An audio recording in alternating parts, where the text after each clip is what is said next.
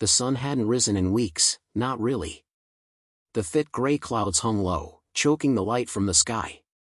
What was once the open highway in Utah was now a cracked stretch of desolation, littered with abandoned cars, shattered glass, and faded memories of the world that used to be. Mason Holt adjusted the strap of his backpack, the leather worn and scuffed. Every few minutes, he scanned the horizon behind him, always alert. In this version of America, silence wasn't peace. Silence meant something was waiting. Beside him trudged Danny, just 16 but already hardened by the past year of survival. Her blonde ponytail was tied tight, her baseball bat strapped across her back. She didn't speak much anymore. No one really did.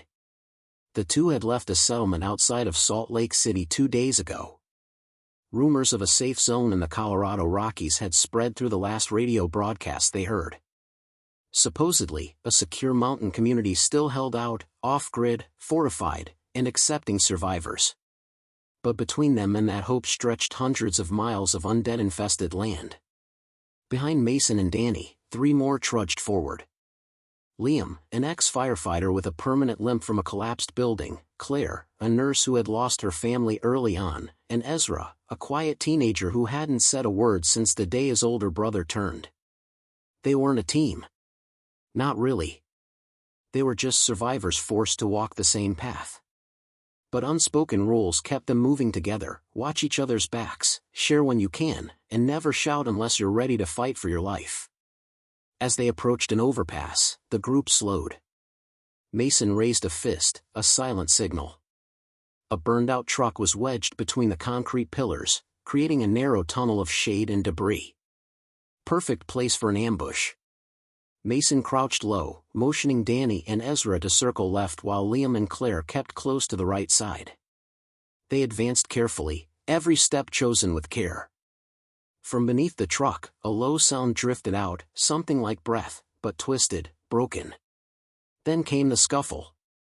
A pair of figures lunged from the shadows. Not zombies, humans. "Stop!" Mason shouted, raising his hands. The attackers froze. Dirty, thin, eyes wild. They held makeshift weapons, one with a sharpened pipe, the other with a hammer wrapped in duct tape. "We don't want trouble," Mason said calmly. "No one just walks around here unless they're looking for it," one of them growled. "Give us your packs." "Walk away." Danny moved behind Mason, gripping her bat. Tension sparked like dry leaves catching fire. "No," Mason said. "But we'll share food if you let us pass." Before either side could act, a screech echoed through the underpass. One of the strangers spun around too late. A blur of rot and motion slammed into him from the shadows. The other screamed as 2 more undead figures emerged from behind a ruined sedan. In seconds, it was chaos. Mason shouted, "Run! Move!" The group scattered, fighting through the tight space. Claire yanked Ezra out of the way as a zombie lunged. Liam swung a crowbar with both hands, catching another creature in the skull. Danny bashed one back, bloodless and fierce, her swing clean and fast. One of the attackers was already gone, dragged screaming into the dark. Mason pulled Danny toward the daylight. "Out! Now!" They burst through the other side of the tunnel and regrouped in the open, hearts pounding. Behind them, the echo of growls and the slap of feet faded into silence. "Everyone okay?" Mason asked. Ezra gave a shaky nod. Liam was bleeding from a scratch on his arm, but not deep. "That was too close," Claire muttered, her hands trembling. "They were watching us, and they didn't even notice the undead." "Desperate people stop seeing what's right in front of them," Mason replied. "We keep moving. No more shortcuts." Danny pointed toward the east. "There's a gas station about half a mile that way. Could have supplies. Maybe shelter." Mason looked to the horizon. The gas station was a risk. It always was. Every building meant potential undead. But staying out in the open after that ambush was even worse. He nodded. "All right. But we move slow. Quiet. No lights. As they walked, Ezra finally spoke, his voice barely above a whisper. Why do we keep doing this? Walking. Running. Fighting? The group fell silent. Even the wind paused. Mason glanced at the boy and answered, not just for him, but for all of them. Because as long as we keep walking, we're not gone yet. The road behind them had vanished into shadows. But the one ahead, broken, uncertain, and steep, was still a road. And they would fight for every step. To be continued in Part 2, The Station of Shadows. The gas station loomed ahead like a forgotten relic of the old world. Its signage had been shredded by wind and time, and its once glowing lights now hung crooked, dangling like broken teeth. The windows were cracked, the doors ajar. A single pickup truck rested at an angle near the pumps, its windshield caved in and a dark stain dried along the pavement. The survivors crouched behind a wrecked SUV a few hundred feet away, their breaths shallow. No movement, Liam whispered, eyes scanning the building. Could be empty. Could be crawling, Claire replied grimly. We've seen places quieter than this and walked right into nightmares. Mason nodded. We check it. Fast and clean. In and out. We need water, bandages, maybe some food. And a place to catch our breath. Ezra's eyes locked on the station's convenience store door. It hung crooked, tapping against the frame with each gust of wind. That small sound felt like a warning. Mason moved first, crouching low and keeping his steps light. Danny followed, her bat ready in both hands. The others fanned out, moving silently from cover to cover until they reached the concrete curb outside the store. Mason gestured. Danny took the left side, peeking through the shattered window. Inside, rows of shelves were half collapsed, the floor littered with snack wrappers, shattered glass, and long-dried puddles. A rack of postcards, once cheerful photos of national parks and smiling families, lay scattered on the ground like a forgotten joke. He pushed the door open gently, the hinges letting out a soft groan. Every member of the group froze. Stillness. No groans. No shuffling. No snarls. Claire whispered, "We're clear." "Not yet," Mason said. They moved inside in a tight formation, eyes alert, weapons up. Danny darted toward the back, checking the aisles one by one. Claire slipped behind the counter, scanning for medical kits. Liam kept watch at the front door. Ezra stood frozen by a shelf of canned beans, unsure of what he was even looking for. Suddenly, Danny called out, "Back storage room's locked." Mason approached the door. "Locked from the inside?" She nodded. That didn't sit right. Before they could speak further, a soft banging came from the other side of the door. Not the mindless thudding of a zombie. No. This was rhythmic. Controlled. Claire turned pale. "Someone's in there." Mason stepped closer. "Hello," he called gently. "We're not infected. We don't want to fight. Just supplies and shelter for the night." Silence. Then a girl's voice, weak but clear, answered, "You shouldn't have come here." The group tensed. "What do you mean?" Mason asked. A pause. Then, "They come back. Every night. Same time. Like they remember." Mason's jaw clenched. "How many?" The girl responded quietly, "Too many." Danny looked to Mason. "We should go. Now." Before he could reply, Liam let out a sharp whistle from the front. "Incoming," he shouted. The group rushed toward the windows. In the distance, across the open highway, shadows were gathering. 10, 15 figures, maybe more, staggering with that dreadful, lurching rhythm. Undead. "They must have followed the noise from the tunnel," Claire said, heart pounding. "We locked down," Mason ordered. "Barricade the front. Danny, help me with this cooler shelf. Ezra, go with Claire, check if there's anything useful behind the counter." Within minutes, the group had flipped shelves, blocked the door, and pulled anything heavy they could find to brace the glass. The windows wouldn't hold long, but it might buy them time. From the back room, the girl's voice called again. If they get inside, don't open this door. Mason moved closer. What's your name? Elise. You've been surviving here alone? Another pause. With my brother. But, he's not here anymore. Mason didn't ask further. The first thud hit the glass. Then another. Hands smeared against the window, mouths gnashing. A low moan echoed across the station like a funeral song. Liam readied his crowbar. Danny gripped her bat tighter. Claire opened a box and tossed Ezra a box cutter. His hands trembled, but he caught it. We fight if they breach, Mason said firmly. No panic. No screaming. Aim for the head. If things go south, retreat to the back. Understood? Everyone nodded. Another thud. And another. The glass began to crack. Mason stood tall in front of it all, eyes locked on the growing shadows. The world outside was gone. Forgotten. Dead. But inside this battered gas station, 5 souls refused to let go. They would fight for every second. And they wouldn't fade quietly into the darkness. To be continued in Part 3, The Night Siege. The glass finally shattered. A deafening crash echoed through the gas station as jagged shards exploded inward.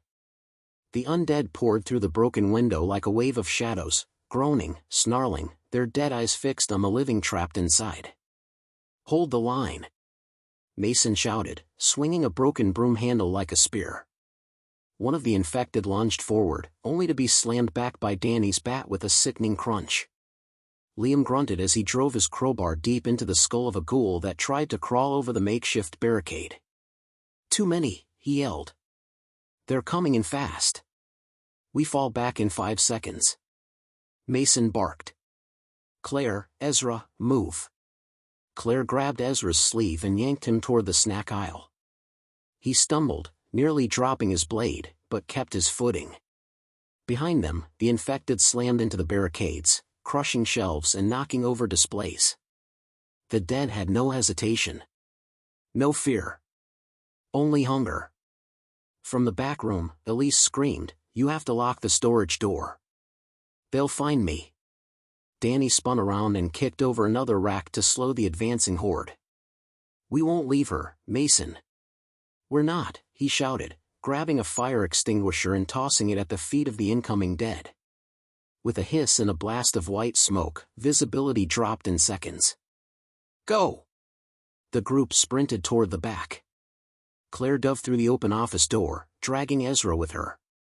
Liam followed, blood dripping from a cut on his cheek. Mason and Danny were last. Just before retreating, Mason turned and slammed a metal cabinet in front of the snack aisle, buying them precious seconds.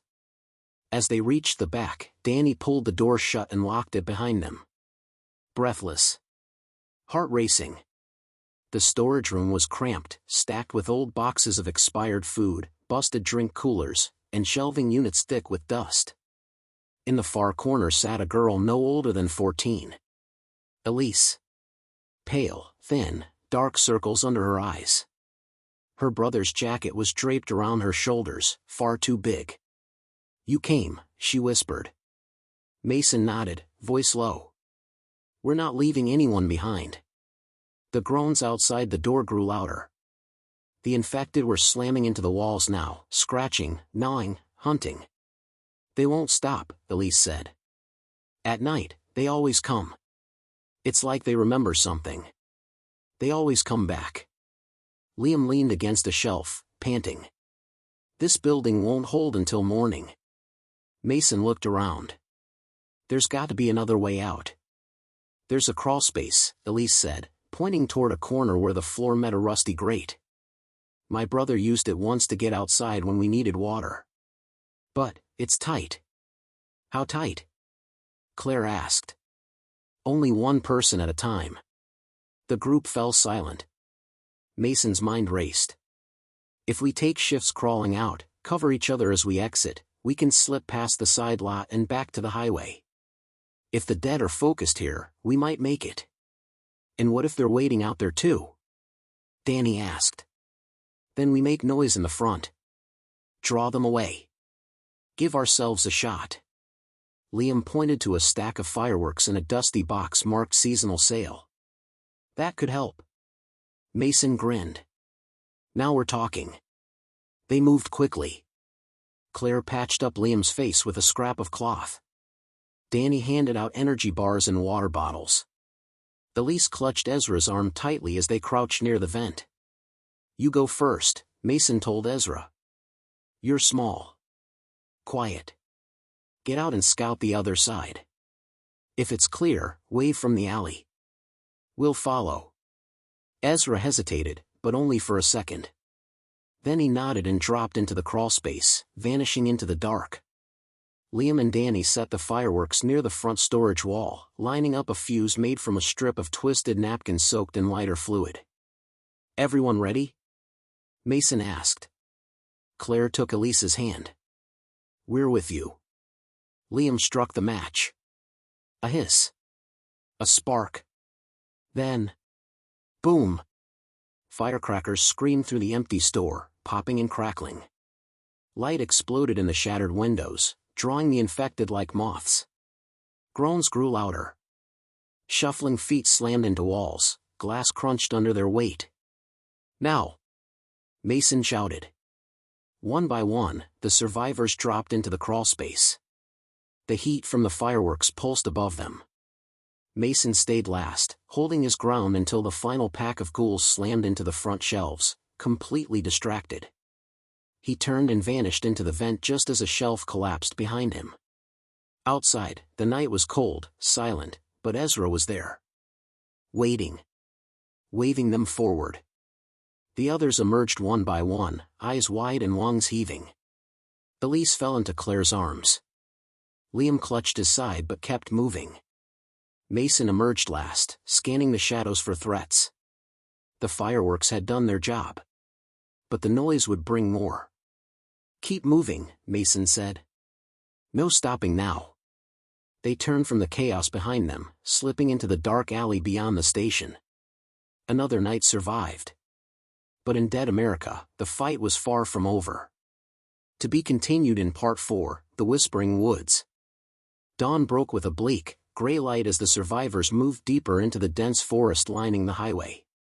Trees towered overhead, their skeletal branches whispering with the wind. Birds no longer sang here, only the occasional rustle in the brush or the snap of a twig underfoot reminded them the world was still turning, even if it had forgotten the people who once lived in it. Claire led the group now, machete in hand, cutting away branches and clearing a path. Ezra stayed close to Elise, watching her every step. She hadn't said much since the gas station. Trauma had a way of settling deep in silence. Mason walked at the rear, his sharp eyes scanning for threats. They hadn't seen any infected since leaving the station, but that only made him more uneasy. When the dead were quiet, it was usually because they were waiting. Liam winced with every step, a sharp pain pulsing from the wound on his side. I'll slow you down, he muttered. You'll keep moving, Danny replied, supporting his arm. We're not leaving you behind. The group finally stopped beside a fallen tree that bridged a narrow creek. Claire knelt down and scooped water into a cracked bottle, letting it settle before filtering. Ezra looked up. Where are we going? Mason answered, north. There's an old ranger station marked on one of the maps I grabbed back at the store. It's in the woods. Could have supplies. Maybe even radios. Or more of them, Danny added. Either way, Mason said, it's shelter. We regroup, plan next steps. Elise tugged gently at Claire's sleeve. There's a place, near here. I think I remember it. My brother and I stayed in a treehouse once. It had traps, food, blankets.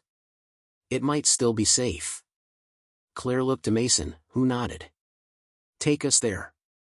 They moved again, this time following Elise's memory through the forest. The further they went, the thicker the trees grew, like arms closing in. Light barely filtered through. The air smelled like damp leaves and old wood. Every sound echoed. The group came to a halt when Elise stopped abruptly and pointed. There. Up there. A small, wooden structure was perched between two thick trees, about 15 feet off the ground. A rope ladder hung loosely from the base. Danny climbed first, checking the platform. Clear, she called down. Looks like someone built this with real skill. Reinforced walls. Supplies might still be intact. One by one, the group ascended. Inside, the treehouse was surprisingly spacious, big enough for 5 if they sat close. There were canned goods, 2 blankets, an old first aid kit, and a pair of binoculars. A dusty photograph sat on the shelf, Elise and her brother, smiling. "This was your safe place," Claire whispered. Elise nodded, hugging the photo to her chest. Mason posted at the lookout. The forest stretched endlessly below them. Quiet. Too quiet. Liam lay down, clutching his ribs. "Feels like we've climbed into a dream." "It's not a dream," Danny said. "It's just a quiet before something worse." Hours passed. The group ate in silence. The forest darkened again. Then Claire, still holding the binoculars, went stiff. "Mason," she whispered. "You need to see this." He took the binoculars and followed her direction. Through the trees, maybe 100 yards away, several figures moved, slow, careful. But these weren't infected. They moved with purpose. Humans. Mason lowered the binoculars. "We've got company." "Survivors?" Ezra asked hopefully. "Maybe," Mason said. "Or worse." He had learned something far more terrifying than the undead, people. People who had given up on rules. On mercy. On being human. Liam pulled himself upright. "Do we talk to them?" "No," Mason said firmly. "We watch. We wait." As night fell, the forest once again filled with wind and whispers. In the distance, a fire was lit. The strangers were camping. But they weren't laughing. They weren't talking. They were waiting too. That night, Mason kept watch with Danny. They whispered plans while the others rested. "If they head this way tomorrow, we move," Mason said. "Even if Liam can't walk?" Danny asked. "We carry him."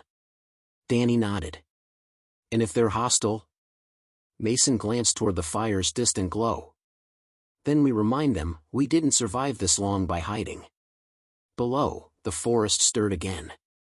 The whispers never stopped. And in a treehouse above Dead America, 6 survivors prepared for the next step, fighting not just the dead, but the darkness that still lived in the hearts of the living. To be continued in Part 5, when the living become the enemy. Morning crept through the trees in dull slivers of light, barely enough to pierce the thick canopy overhead. In the treehouse, Mason hadn't slept. His eyes stayed fixed on the campsite below, where the strangers were now on the move, 3 of them, all carrying weapons. Rifles. Machetes. One wore a scavenged military vest. None of them looked like they were out to share resources. "They're heading this way," Mason said, his voice low but urgent. Claire sat up, rubbing her eyes. "Are you sure?" "They've been circling. Watching. Testing our location. This isn't random." Danny checked her backpack. "Then we need to go. Now." Liam tried to stand, but a sharp pain in his side made him groan. "I can't run. Not like this." Mason looked at Claire. "We have 2 options, leave him behind, or carry him." "We're not leaving anyone," Claire said, fierce and firm. "I'll help carry him," Ezra offered, standing tall despite his youth. Elise clutched her photo tightly, eyes wide with fear. "We can take the old path behind the hill. My brother said it leads to a dried-up riverbed. It's hard to follow." "That's our shot," Mason said. "Everyone ready?" By the time they descended the rope ladder, the strangers were dangerously close. The group moved fast but quiet, Mason and Danny supporting Liam between them, Ezra guiding Elise. Leaves crunched underfoot, twigs snapped, and the forest seemed to whisper louder with each step. Then came the voice. Sharp. Commanding. Stop right there. They froze. 3 armed figures emerged from the trees. Dirty, grim-faced. One of them, a man with a scar across his jaw, pointed a rifle. You've got supplies. We need them. We're just passing through, Mason said, keeping his tone calm. We don't want trouble. The scarred man smirked. Everyone says that. Then they disappear with half your gear. The other 2 began flanking. We don't have time for this, Danny muttered under her breath. Suddenly, one of the strangers lunged, trying to grab Claire's bag. She swung her machete instinctively, slicing across his forearm. He screamed, dropping to his knees. Chaos erupted. Mason drove his shoulder into the armed man, knocking the rifle upward just as it fired. The shot rang out through the forest, sending birds flying. Danny tackled the 3rd attacker, fists landing hard and fast. Ezra and Elise ducked behind a tree, trembling. Liam, despite his injury, crawled to a rock and grabbed a broken branch, swinging it at the downed man's leg. The attacker howled in pain. Mason wrestled for control of the rifle, finally twisting it free and tossing it into the underbrush. "Gio!" he shouted. The group scattered, Mason dragging Liam to his feet, Danny covering their escape. Gunfire echoed again, but this time it came from deeper in the woods. Not from them. Everyone froze. More gunshots. Screams. The attackers looked around in confusion, then horror. From behind them, a pack of infected burst through the trees, drawn by the noise. Rotten, fast, snarling. The strangers never stood a chance. Mason didn't look back. Run. Now. The group sprinted through the trees, hearts racing, lungs burning. The riverbed came into view, a shallow gully choked with dry rocks and dead leaves. They jumped down and crouched, catching their breath. Danny scanned the tree-line. Did they follow? Mason shook his head. I don't think so.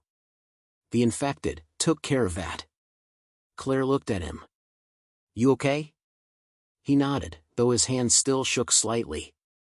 We can't assume the next group will be as sloppy.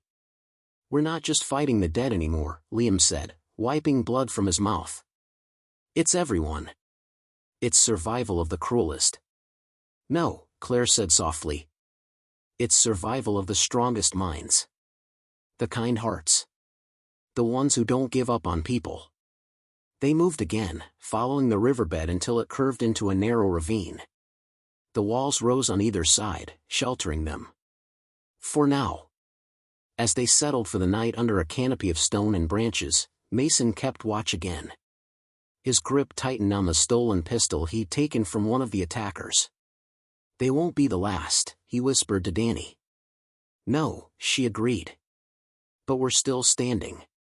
Above them, the stars blinked faintly through the canopy, a quiet reminder of the world that used to be.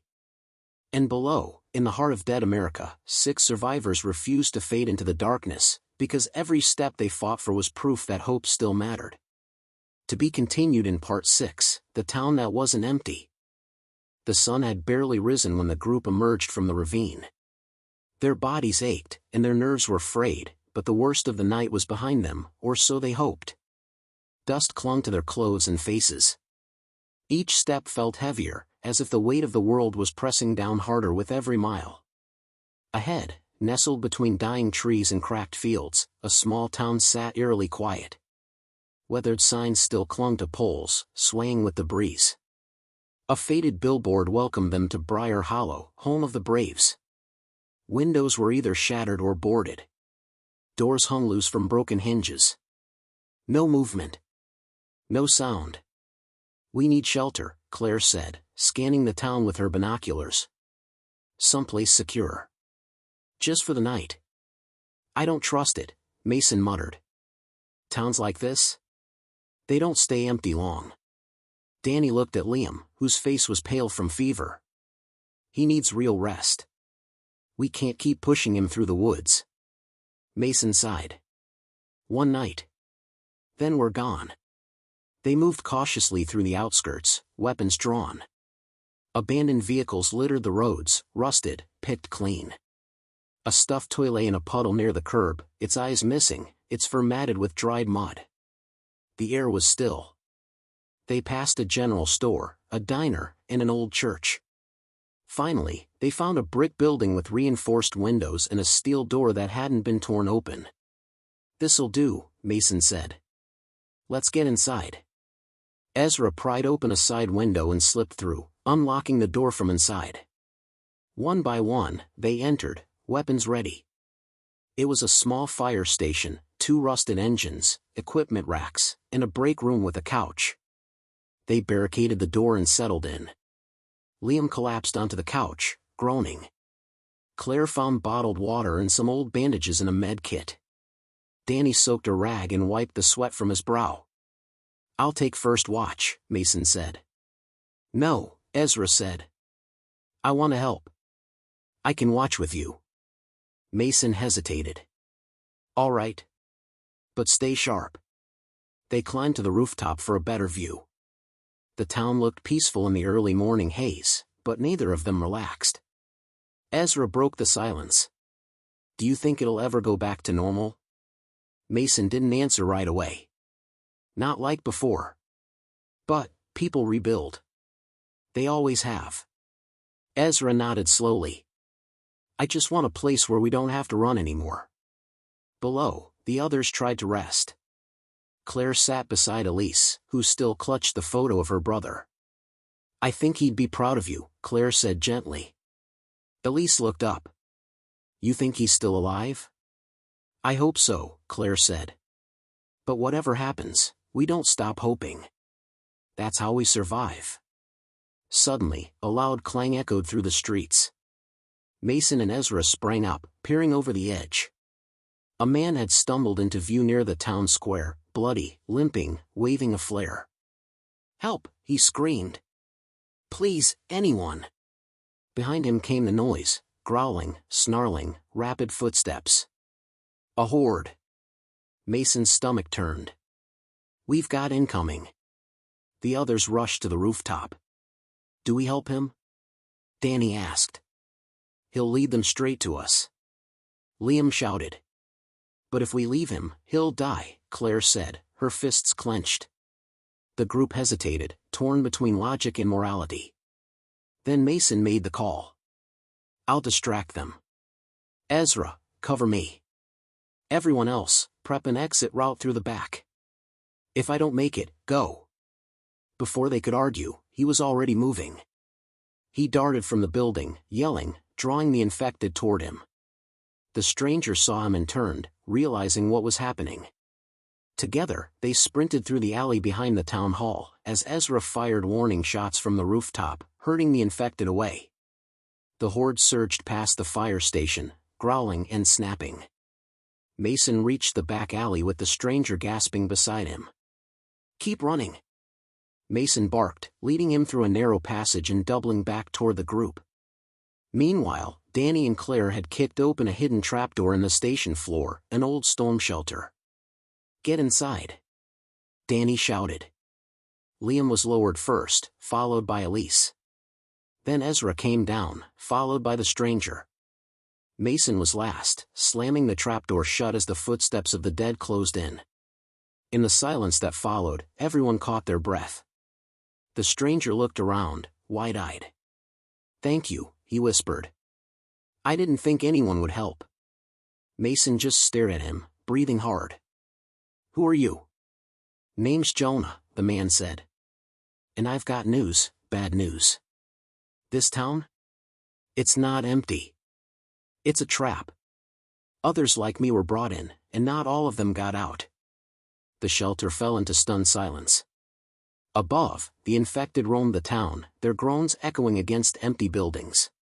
Below, the group realized the true horror had only just begun.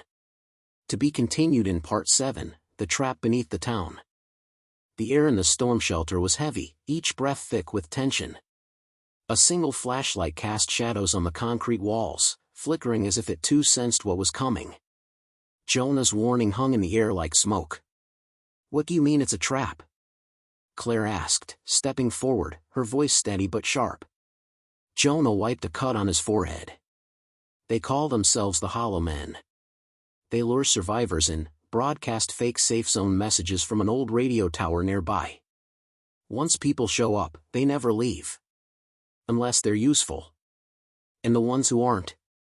Danny asked, eyes narrowing. They vanish. Or worse, Jonah replied. I escaped through the sewer line and was trying to find anyone to warn. Elise gripped Claire's hand tightly. Mason didn't speak, he just stared at Jonah, trying to read every detail in his face. They're based in the old courthouse at the center of town, Jonah continued. They don't attack right away. They wait, watch, figure out how to use you. They control a part of the infected, somehow. Sound lures.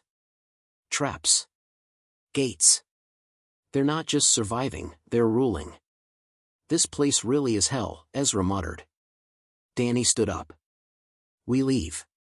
First light. No more chances. Mason finally spoke. We're surrounded by infected. If they control the area like he says, they'll be watching the exits. If we run blind, we walk into another trap. Jonah nodded. There's one way they don't expect anyone to go. The underground tunnels. Sewer lines connect the shelter to the other side of town.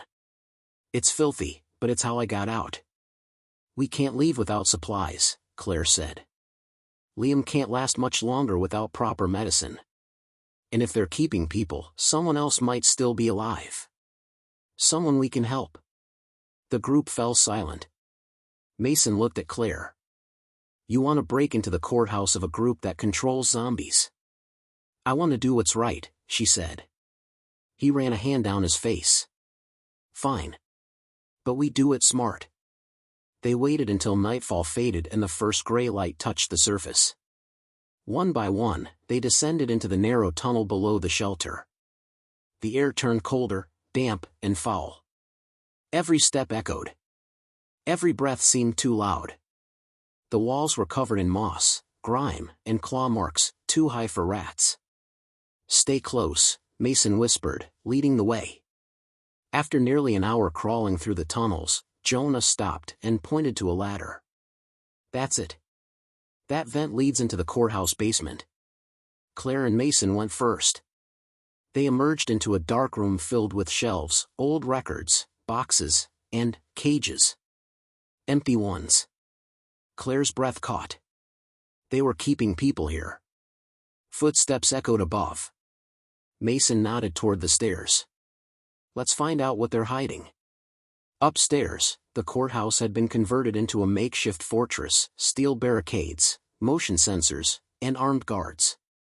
The group moved carefully through unused hallways, Jonah leading the way.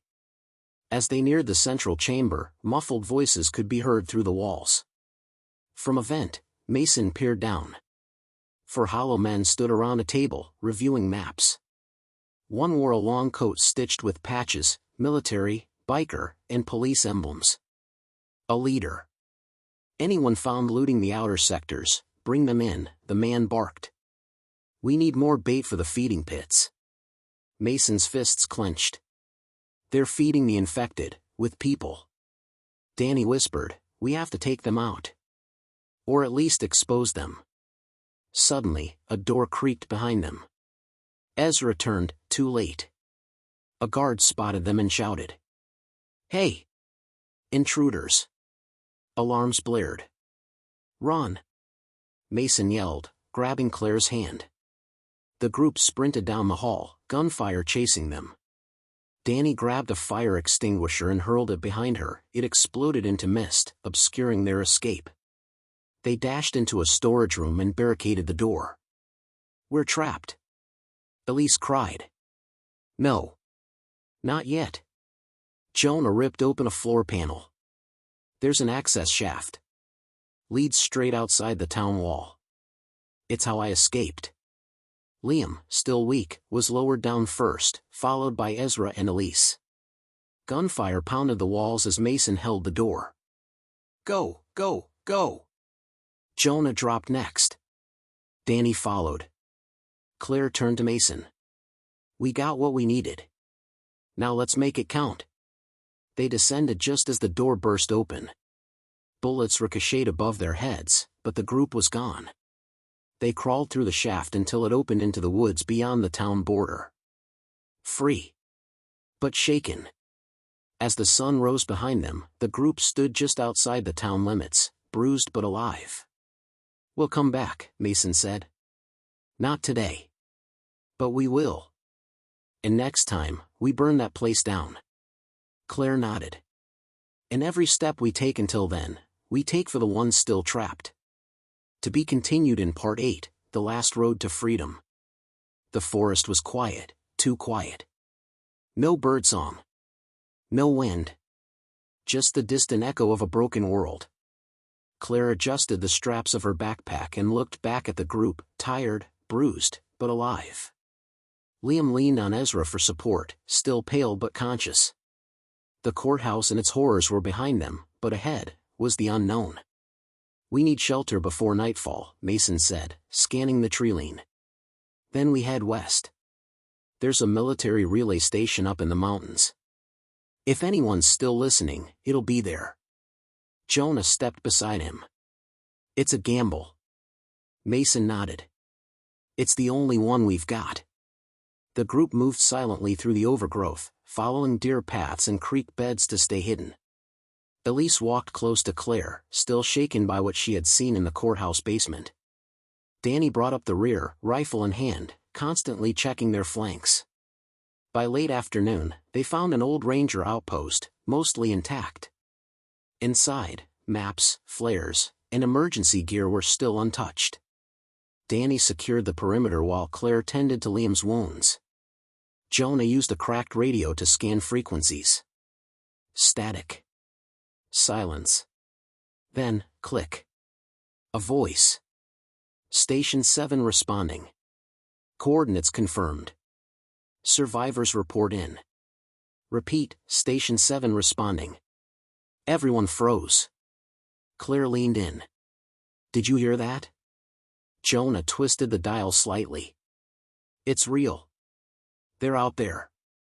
Excitement lit their faces, but Mason's remained cautious. That's a 2-day trek, maybe more.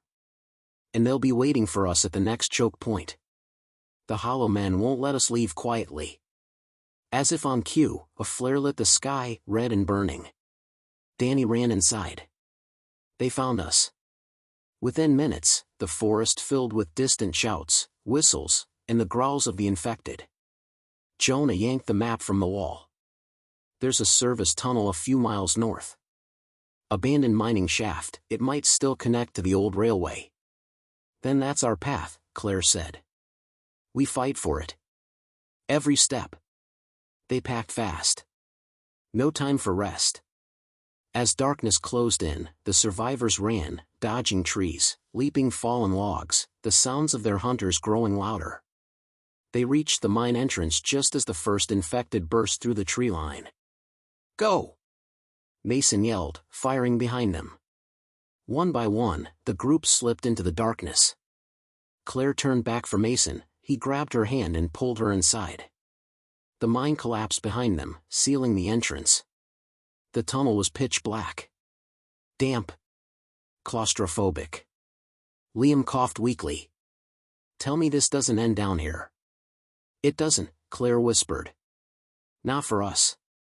For hours, they crawled through the shaft, until finally, they emerged into open night air on the edge of a hill.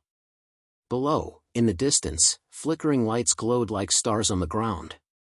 Station 7, Danny whispered. But between them and salvation was a ravine, and a horde. Hundreds of infected wandered aimlessly across the valley floor, drawn by the commotion. There was no safe route. No way around. Claire looked at the others. If we wait, they'll find us. If we run, we might not all make it. Mason took a deep breath.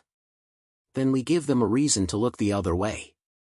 He stepped forward, lighting a flare. I'll draw them east. Toward the riverbed. The rest of you, cut straight through. Hit the tower. You're not doing this alone, Claire said firmly. I'm not asking, Mason replied. But Claire grabbed another flare. We do it together. Danny, Ezra, Jonah, Liam, and Elise watched as the two stepped into the darkness, lighting their flares and shouting, drawing the infected like moths to flame. The horde turned. They chased. And in that chaos, the others ran, dodging bodies, sprinting through shadows, bullets flying when needed. They moved with purpose. With hope. At the gate of Station 7, searchlights locked onto them. A voice boomed, "Stop. Identify." Jonah raised his hands. Survivors. 6 of us. We have wounded. The gates opened. Hands pulled them inside. Medics. Soldiers. Real protection. Real walls. And then, gunfire in the distance. Claire and Mason burst through the trees, bruised but still alive, pursued by the last of the infected. The guards opened fire, cutting down the remaining creatures. The gates slammed shut behind them. For the first time in months, the group collapsed not from fear, but from relief. Inside Station 7, warmth greeted them. Clean water. Medicine. Blankets. But more importantly, people. Other survivors. As Claire sat beside Liam, who now smiled weakly under a clean bandage, she whispered, "We made it." Mason leaned against the wall, watching the others laugh and cry. We didn't fade. Not into darkness. Not into silence. We fought, for every step. Danny looked toward the gate. And we'll keep fighting. Because Dead America hasn't beaten us yet. End of story. Series complete, but the fight for the future? Just beginning.